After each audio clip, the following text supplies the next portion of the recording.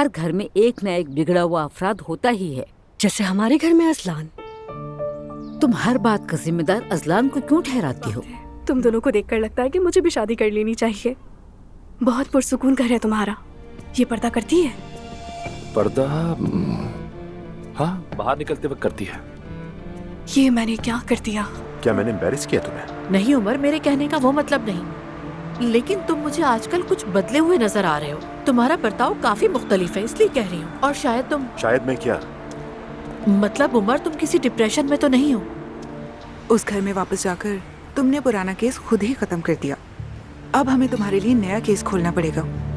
तुम जिस जिंदगी का ख्वाब देख रही हो उसमें तुम्हारा शौहर हमेशा मौजूद रहेगा।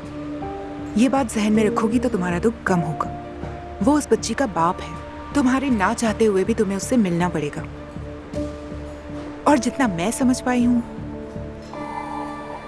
वो तुम्हें इतनी आसानी से छोड़ने वाला नहीं है, बिल्कुल भी। मुझे समझ नहीं आती, हमारे और हमारे मेहमान के बीच वो कैसे मदाखलत कर सकती है। एक तो मैं तुम्हें समझाने की कोशिश कर रही हूँ, ऊपर से तुम मुझे ही कसूरवार ठहरा रहे हो। मैंने कहा कि मैं सनम के पीछे गई थी, मैंने माफी मांगी थी, कहा वापस आ जाओ, और क्या करती मैं?